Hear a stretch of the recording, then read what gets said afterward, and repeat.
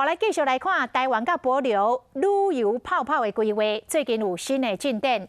目前暂定是用旅行团团进团出的方式，只要摕3天内这个病毒阴性的报告，离帛琉的机场快筛就会当算5天。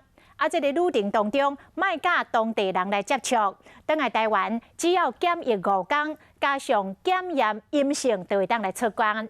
专家讲，帛琉已经开始咧做疫苗了，所以接触到病毒的机会相对较低。也毋过，零确诊未当代表零风险。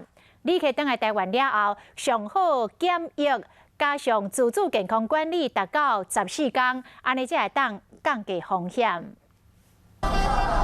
去年国军务舰队去帛琉返来台湾，总统蔡文清先迎接，所表出群聚感染，而且阁有可能是伫台湾围着。这一年台湾防疫做甲真好，帛琉也是无确诊，双方讨论敢有可能会使去佚佗。最近总算有暂时的规划，台湾人会使摕3天来PCR证明去帛琉了，伫机场快筛，当地团进团出，无接触居民，返来台湾只要居家检疫5天。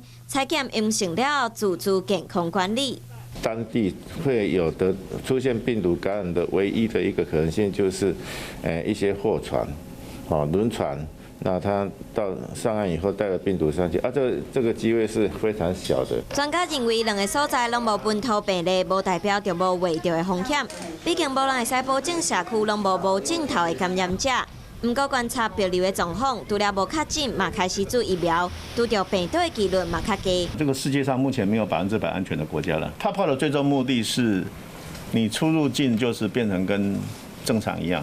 专家建议，返来台湾除了采检、检疫，加上做好自主健康管理14天，就会使把风险降低。指挥中心表示，佚佗的细节这几天就会有结果，2-3天内就会决定。毕竟因为疫情，民众和业者拢毋望会使赶紧有自由佚佗的时间。